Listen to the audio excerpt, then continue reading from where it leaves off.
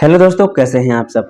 दोस्तों, अगर आपने रिसेंटली थर्ड एसी में टिकट बुक किया है किसी भी ट्रेन के, तो आपको ये वीडियो जरूर से देखना चाहिए। क्योंकि रेलवे इन दिनों क्या कर रहा है कि जो भी यात्री जो है थर्ड एसी में टिकट बुक करता है कुछ ट्रेनों में, तो रेलवे जो है उनको चेंज कर दे रहा है थर्ड एसी इकोनॉमी क्लास से।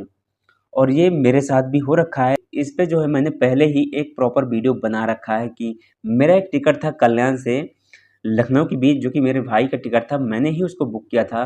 तो उसमें जो है मेरे साथ भी ऐसा हुआ था। तो वही चीज़ें मैं आपको बता रहा हूँ कि अगर आप थर्ड एसी में टिकट बुक करते हैं तो आपको एक बार ज़रूर से अपना पीएनआर चेक कर लेना चाहिए। वैसे जब ट्रेन का चार्ट तैयार होता है तब आपको प्रॉपर तरीके से मैसेज आ जाता है कि आपका जो कोच है वो चेंज कर दिया गया है। अगर आपका कन्फर्म टिकट है तब भी आपके साथ ऐसा ही हो रहा है। तो दोस्तों, अगर ओवरऑल देखा जाए तो इसमें जो पैसेंजर्स को दो तरह से नुकसान हो रहे हैं। पहला नुकसान ये है कि थर्ड एसी का किराया होता है ज़्यादा और थर्ड एसी इकोनॉमी का किराया होता है कम। तो इन दोनों के जो फेयर का डिफरेंस है वो पैसेंजर्स को नहीं मिल पाता था।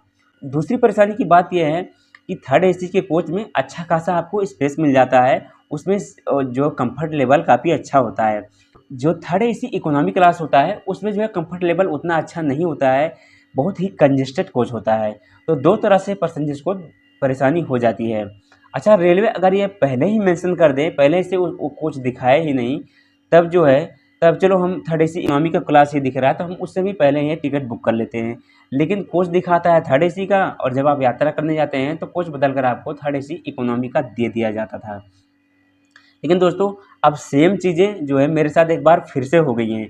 क्योंकि मेरे भाई का जो टिकट था सेम ट्रेन का सेम रूट पर लखनऊ से कल्याण के बीच जो है अभी कुछ दिन पहले 4 या 5 तारीख का टिकट था। तो उसमें भी फिर से वही सेम चीज़ें हो चुकी हैं कि थर्ड एसी का टिकट था और थर्ड एसी इकोनॉमी में फिर से उसको चेंज कर दिया गया है। लेकिन पहली बार जो है वहाँ पर किसी तरह का रिफ़ंड हमको नहीं मिला था। और इस बार जो है रेलवे ने एक मैसेज भेजा है। जब ट्रेन का चार्ट तैयार हुआ था तो पहली बात तो मुझे पता चला था कि मेरा जो कोच है वो चेंज हो गया है। तो दोबारा से मैसेज आता है कि आपका जो टिकट का फेयर का जो डिफरेंस है थर्ड एसी और थर्ड एसी इकोनॉमी का, उसके जो फेयर का डिफरेंस है उसके लिए आप एलिजिबल हैं और आपका रिफ़ंड जो है आपके अकाउंट में जमा करा दिया जाएगा।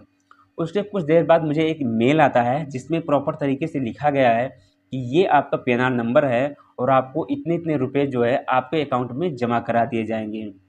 अगर आपका ये अमाउंट 2 से 3 वर्किंग डेज में आपके अकाउंट में जमा नहीं होता है तो आप इस ईमेल पर अपना जो है क्वेश्चन कर सकते हैं। तो दोस्तों, कुछ इस तरह का मेल आता है। तो अगर आपके साथ भी ऐसा हो रहा है, आपका कोच जो है चेंज हो जा रहा है, तो आपको घबराने की ज़रूरत नहीं है।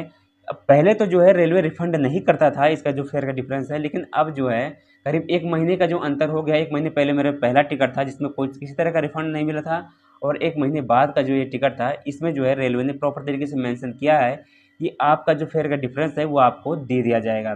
सही बात तो ये है कि रेलवे को पहले से ही ये शो कर देना चाहिए कि जो थर्ड एसी इकोनॉमी का क्लास है वही वही जो कोच है वो शो हो रहे हैं, आप उसी में ही टिकट बुक कर सकते हैं।